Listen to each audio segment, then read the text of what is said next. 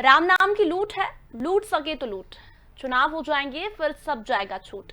चुनाव से पहले सियासी सरगर्मियां होना लाजमी है। कभी धर्म के नाम पर राजनीति, कभी मजहब के नाम पर सियासत। किसी घटना को लेकर जब भी बात दो समुदाय या विशेष वर्ग में होता है तो उसको सियासी रंग देना आसान हो जाता है। ऐसी मजहबी घटनाओं को धर्म का नाम और सियासी रंग देना कोई नई बात भी नहीं है। घटनाएं तो होती है, कानून अपना काम भी करता है, लेकिन जब बात सियासत तक पहुंच जाए तो फिर क्या ही कहे। अब ऐसी ही घटना गाजियाबाद की है जिस पर जमकर सियासी रंग चढ़ाया जा रहा है।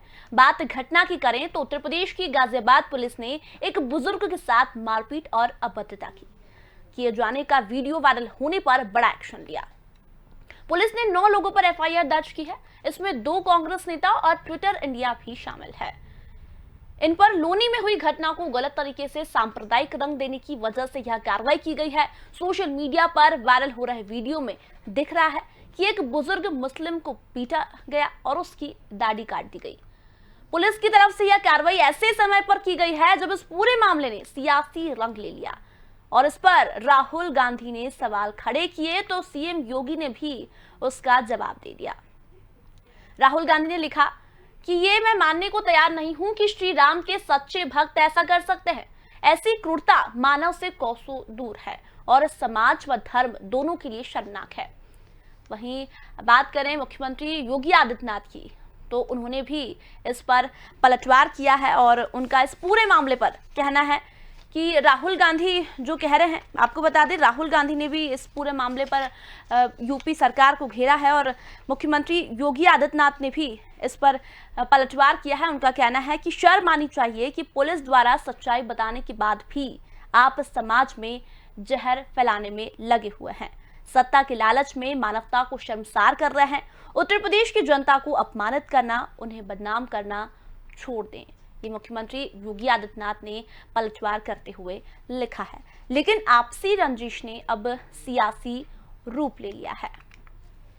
आपको बता दें ट्विटर पर भी एफआईआर दर्ज की गई है और इस कार्रवाई से एक तीर से 2 निशाने लगाए जा रहे हैं। यूपी की राजनीति में विपक्ष घिरता हुआ नजर आ रहा है, लेकिन सवाल ये है कि रंजिश में धर्म की राजनीति कितने हद तक लाजमी है। यूपी में कौन बिगाड़ रहा है माहौल, कौन कर रहा है आपसी रंजिश में धर्म की राजनीति। और सवाल ये भी कि अब ट्विटर पर अफवाह वर्सेस सच्चाई का जो माहौल है वो लगातार बिगड़ता जा रहा है। सवाल ये भी कि आखिर देश तोड़ने की कोशिश कौन कर रहा है। और आपको बता दें सवाल ये भी है कि आखिर पिटाई का ये वीडियो बनाया किसने है। आज की बहस हम इसी पर करेंगे कि आखिर कौन रंजिश में धर्म की राजनीति कर रहा है। सवाल हम ये भी करेंगे कि आखिर यूपी में माहौल कौन बिगाड़ रहा है और सवाल हम ये भी करेंगे कि आखिर आपसी रंजिश में धर्म की राजनीति कौन कर रहा है। सवाल हम ये भी करेंगे कि देश को तोड़ने की कोशिश कौन कर रहा है, इस वीडियो को किसने बनाया है और अब आखिर कौन धर्म के नाम पर, जाति के नाम पर राजनीति कर देश को बदनाम कर रहा है। क्योंकि राहुल गांधी भी ट्वीट करते हैं, लेकिन पुलिस की तहरीर के बाद भी राहुल गांधी ने किसी प्रकार का कोई ट्वीट नहीं किया। ये बड़ा सवाल है। मुख्यमंत्री योगी आदित्यनाथ ने राहुल के इस ट्वीट पर जवाब दिया है। उन्होंने कहा है कि शर्म आनी चाहिए कि पुलिस द्वारा सच्चाई बताने के बाद भी आप समाज में जहर फैलाने की कोशिश कर रहे हैं। सत्ता के लालच में मानवता को शर्मसार कर रहे हैं। उत्तर प्रदेश की जनता को अपमानित करना, उन्हें बदनाम करना छोड़ दें। ये मुख्यमंत्री योगी आदित्यनाथ ने राहुल गांधी को ट्वीट कर जवाब दिया। लेकिन राहुल गांधी ने बीते दिन एक ट्वीट किया। उन्होंने लिखा कि ये मैं मानने को तैयार नहीं हूं कि श्री राम के सच्चे भक्त ऐसा कर सकते हैं। ऐसी क्रूरता मानवता से कोसों दूर है और समाज व धर्म दोनों के लिए शर्मनाक है। प्रभु श्री राम की पहली सीख है सत्य बोलना, जो आपने कभी जीवन में नहीं सीखी है।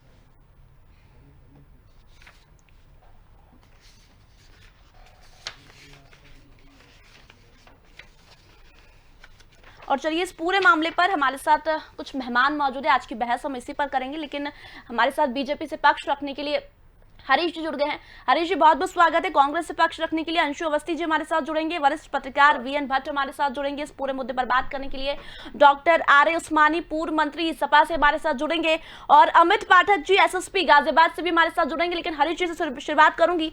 हरीश जी, ट्विटर पर एक्शन लिया गया है, ट्विटर पर एफआईआर दर्ज हुई है, इससे क्या होगा?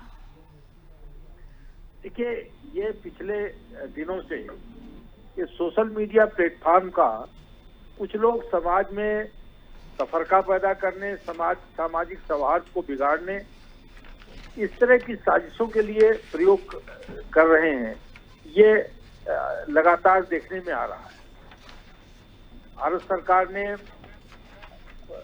इसीलिए सोशल मीडिया प्लेटफॉर्म के लिए एक नियम नीति बनाई और सोशल मीडिया प्लेटफॉर्म को कहा कि आप उन नियम नीति का पालन करें। लेकिन 3 महीने से अधिक का समय हो गया, सोशल मीडिया प्लेटफॉर्म्स ने इनका अनुपालन नहीं सुनिश्चित किया। और इस गाजियाबाद वाली घटना को ले लीजिए कि जिसको एक सांप्रदायिक कलर देने का प्रयास किया गया, इसका वीडियो इस तरह से डाला गया कि ताकि समाज में दंगा फैले, समाज में सामाजिक सौहार्द खत्म हो। लेकिन लोगों को मालूम होना चाहिए कि उत्तर प्रदेश में आदरणीय योगी जी की सरकार है और इस तरह की किसी भी साजिश को बेनकाब किया जाएगा और ऐसे साजिश करने वालों के खिलाफ कड़ी से कड़ी कार्रवाई सरकार सुनिश्चित करेगी। CAA से लेकर के आज जितने भी इस तरह की दंगाई प्रवृत्ति के लोगों ने उत्तर प्रदेश के सामाजिक सौहार्द को बिगाड़ने की कोशिश की, योगी जी की सरकार ने उनका कड़ा जवाब किया और ऐसे सारे लोगों को बेनकाब करने का काम किया है।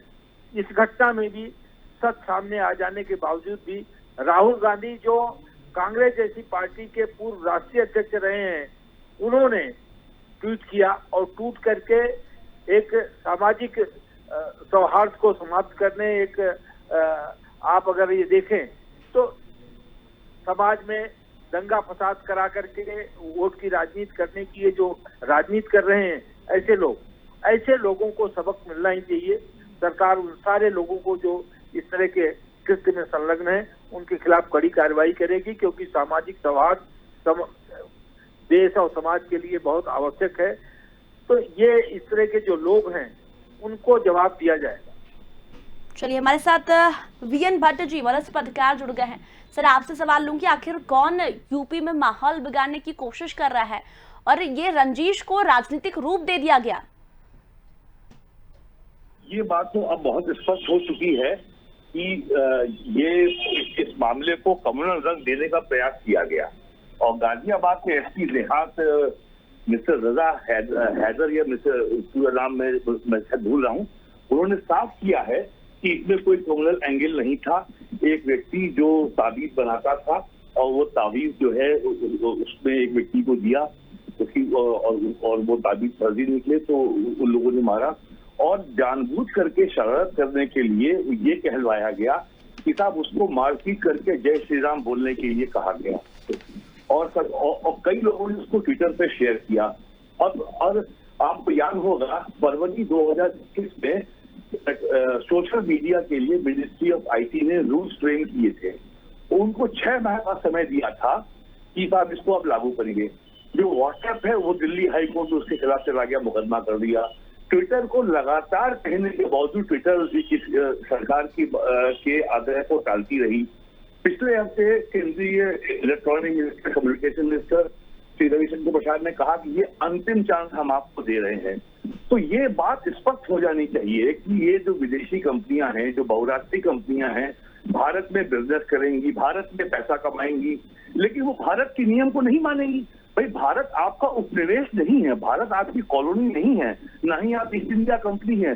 भारत एक सार्वभौम डेमोक्रेटिक सोशलिस्ट रिपब्लिक है, देश है और उसको अपने देश में जो भी कंपनी काम करेगी वो भारत के संविधान, भारत के नियमों के तहत ही काम करेगी।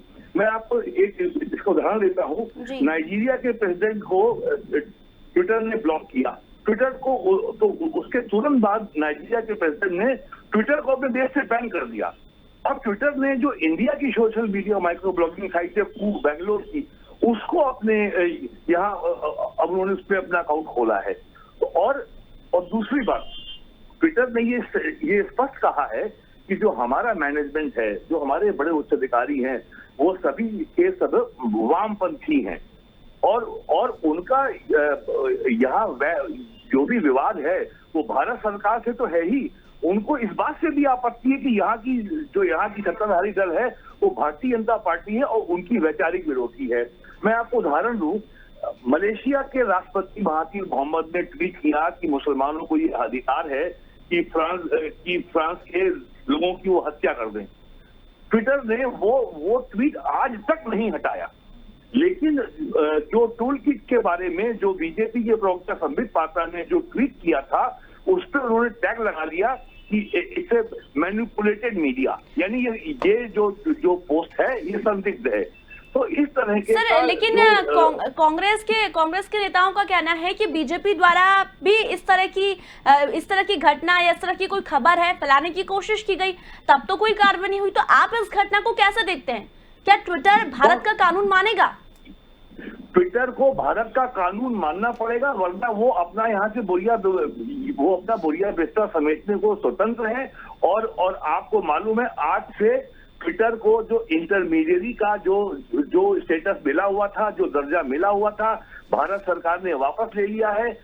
कल तक जो ट्विटर पे जो पोस्ट होते थे उसके लिए ट्विटर जिम्मेदार नहीं था, लेकिन अब जो भी ट्वीट होंगे ट्विटर उसके लिए जिम्मेदार होगा। जैसे अखबारों के ऊपर प्रेस एंड रजिस्ट्रेशन बुक के अखबार गवर्न होते हैं, और अखबार में जो भी छपता है उसके लिए प्रिंटर, पब्लिशर और एडिटर जिम्मेदार होता है।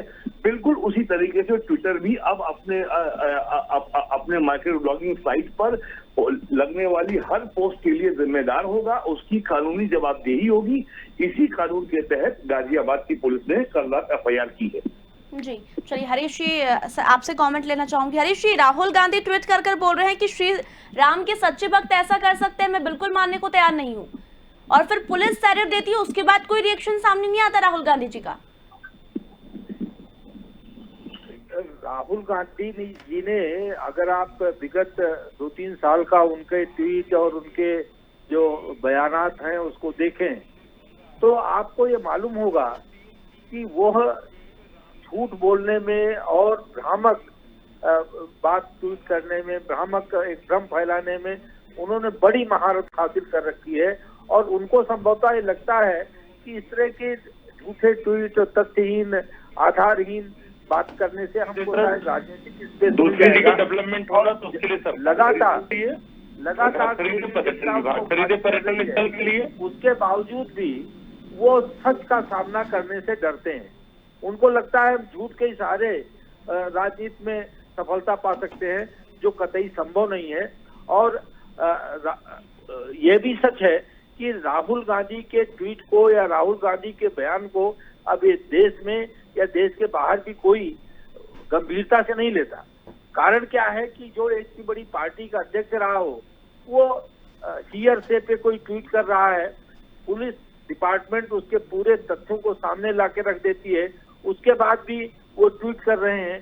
तो जो इस तरह के जो उनके ट्वीट हैं, जो इस तरह का उनका जो बयान होते हैं, वो इतने सतही होते हैं कि वो खुद मजाक के पात्र बन जाते हैं। और जो राहुल गांधी का जो ये गैर जिम्मेदाराना रवैया है, ये इसका जवाब कानून तो देगा ही, देश की जनता भी देगी। जी, चलिए वीडी जी हमारे साथ लगातार जुड़े हैं, VN भट्ट जी। सर, आपको क्या लगता है, आखिर ये धर्म की राजनीति, धर्म के नाम पर राजनीति, ये एक आपसी विवाद है, लेकिन अब इसने एक राजनीति का रूप ले लिया, राजनीतिक रंग ले लिया। क्या लगता है यूपी चुनाव तक ये सब मुद्दे जारी रहेंगे? अभी हमने थोड़े दिन पहले राम जन्मभूमि का मुद्दा देखा, अब यह मुद्दा देख रहे हैं। बड़ी महत्वपूर्ण है। भारतीय जनता पार्टी के लोग इसको धर्म का तूल देना चाहते हैं, जाति का तूल देना चाहते हैं। दो चीजें महत्वपूर्ण है। उत्तर प्रदेश में लगातार जब से भाजपा की सरकार आई है, क्राइम बढ़ रहा है, अपराध बढ़ रहा है, लोगों को निशाना बनाया जा रहा है। ये सिर्फ पहली बार मुसलमानों के साथ नहीं है, इससे पहले ब्राह्मणों की लगातार हत्या की गई। मुख्यमंत्री के इशारे पर एक जात विशेष के लोगों ने ब्राह्मणों को चुन चुन कर मारा। उस समय कोई डिबेट क्यों नहीं हुई? दलितों के ऊपर हत्या हुई। हाथरस की बेटी को 2:30 बजे रात को डीजल पेट्रोल डलाकर न परिवार की अनुमति के जला दिया गया, उस पर कोई डिबेट नहीं हुई। हाँ, मुसलमान के विषय पर डिबेट इसलिए हो रही है। चलिए सर मैं आपके पास आऊंगी, लेकिन अंशु अवस्थी जी हमारे साथ जुड़े हुए। अंशु जी, बहुत बहुत स्वागत है आपका। मुद्दा, हम गाजियाबाद के मुद्दे की बात कर रहे हैं, लेकिन बीजेपी का कहना है कि कांग्रेस के नेता अफवाह फैलाने की कोशिश कर रहे हैं और ट्विटर पर FIR, तो कांग्रेस को इतनी बेचैनी क्यों? बताइए ना, क्या जो श्री राहुल गांधी जी ने बात कही कि एक बुजुर्ग को जिस तरीके से मारा जा रहा था, क्या वो उचित है? ये सवाल है, भारतीय जनता पार्टी की सरकार से सवाल है और उनकी सरकार के लॉ एंड ऑर्डर से प्रशंसनीय है। क्या एक दलित बुजुर्ग को मारा जाए, मुस्लिम को मारा जाए, ब्राह्मणों को निशाना बनाया जाए, ये भाजपा की सरकार में क्या उचित है? कि ऐसा करने वाले लोग राम भक्त हो सकते हैं?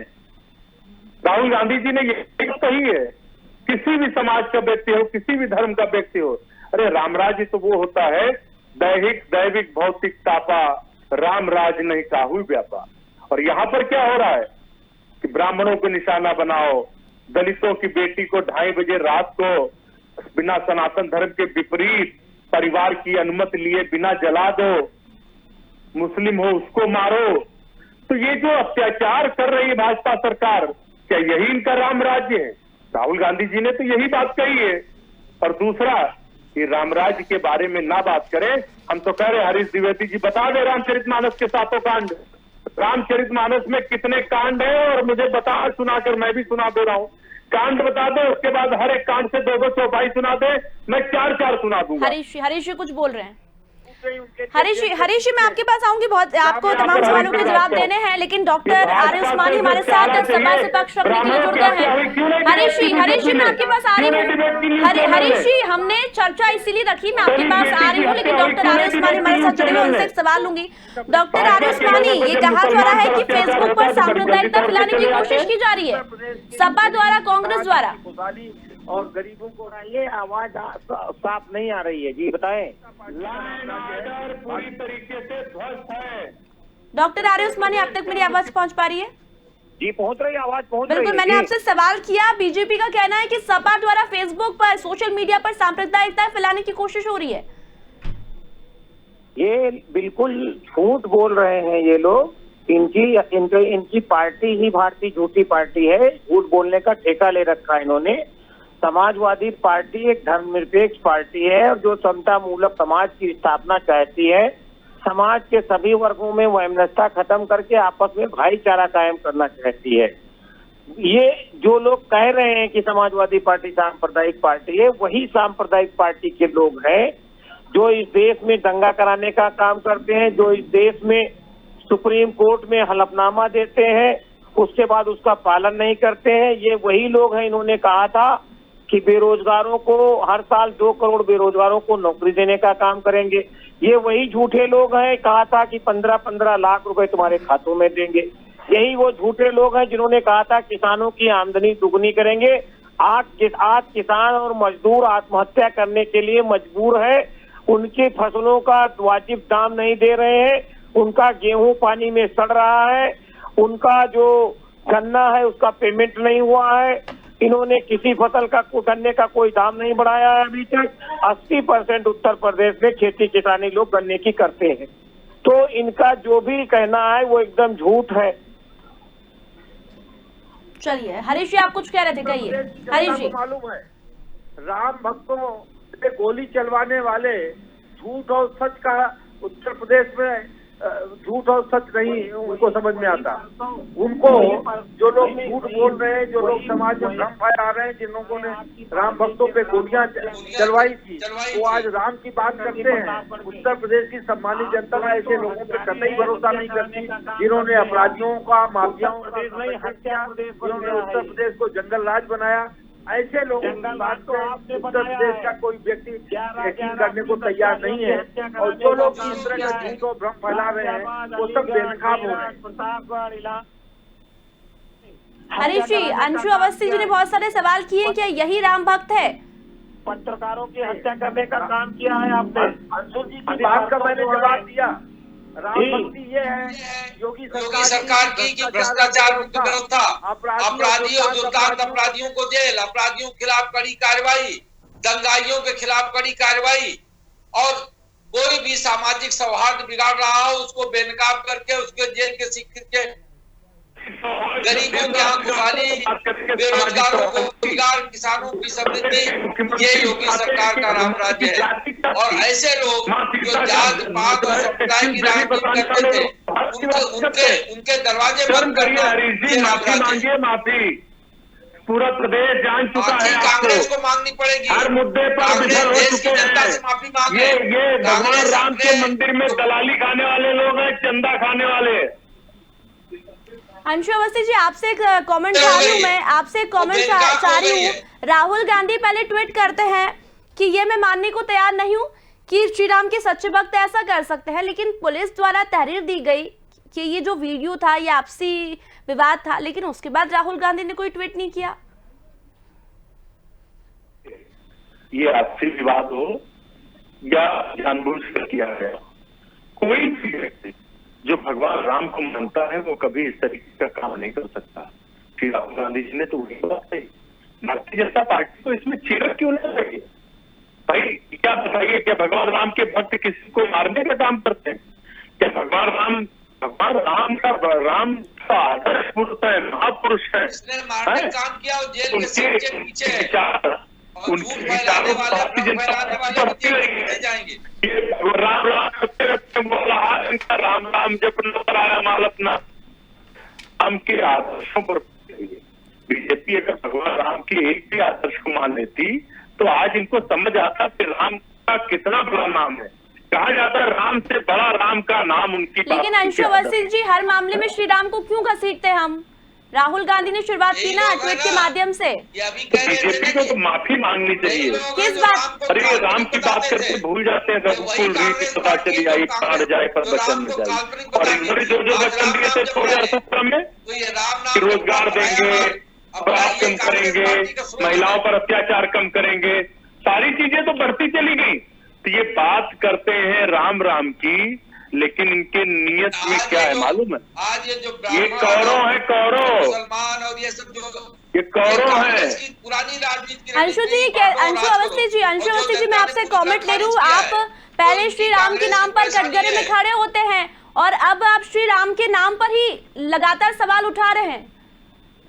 ये राजनीति कब तक चलती रहेगी? आखिर धर्म के नाम पर सियासत आखिर कब तक जारी रहेगी?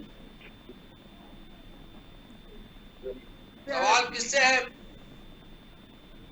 अंशु जी, आप तक मेरी आवाज पहुंच पा रही है? हरीश जी से कहिए कि पूरे देश से माफी मांगे, प्रदेश से माफी मांगे।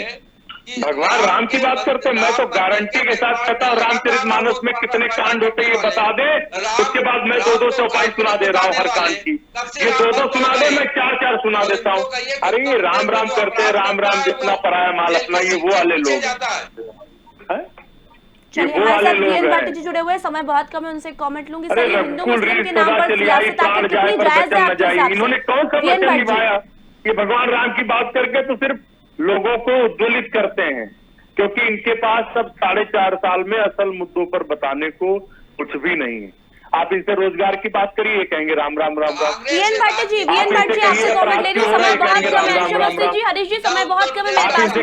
मैं आखिरी कमेंट वीएन भट्ट जी से ले रही हूँ। सर, हिंदू मुस्लिम के नाम पर सियासत कितनी जायज है आपके हिसाब से? आप इनसे कहिए उत्तर प्रदेश में भ्रष्टाचार क्यों हो रहा है?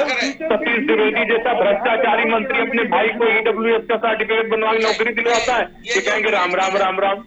कमाल है। ट्वीट की झूठी और भ्रामक राजनीति करना है। इनसे आप किन मुद्दों पर बात करेंगे कि उस पर जवाब नहीं देंगे, कहेंगे राम राम राम राम। उपहास का पात्र बना रही है और कटघरे खड़ा कर रही कानून के। इनको तो चाहिए माफी मांगे, राहुल गांधी जी से माफी मांगे। हरीश जी, सीखिए, राहुल गांधी जी से, कांग्रेस पार्टी से सीखिए।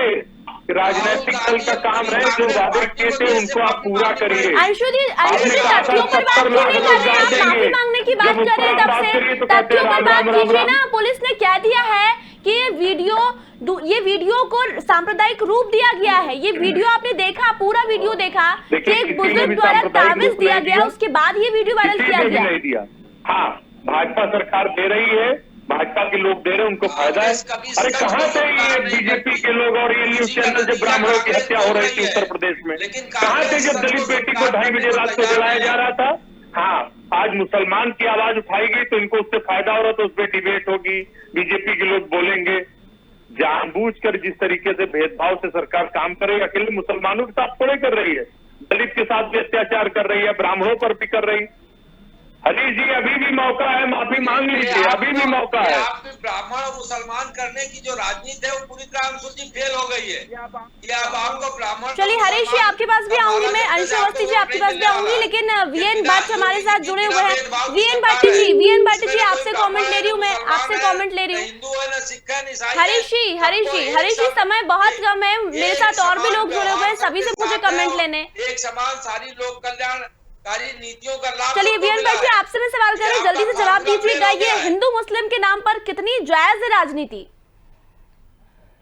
हिंदू मुस्लिम की राजनीति को उत्तर प्रदेश की जनता पूरी तरह खारिज कर चुकी है, और कांग्रेस जो इस तरह की राजनीति अब तक करती आई है उसको पूरी तरह खारिज किया है और बार बार खारिज करती रहेगी। चलिए हमारे साथ सपा से डॉक्टर आर्य उस्मानी जुड़े हुए हैं। डॉक्टर आर्य उस्मानी आपसे चाहूंगी क्या प्रतिक्रिया, ट्विटर पर एक्शन लिया गया है, एफआईआर दर्ज की गई है।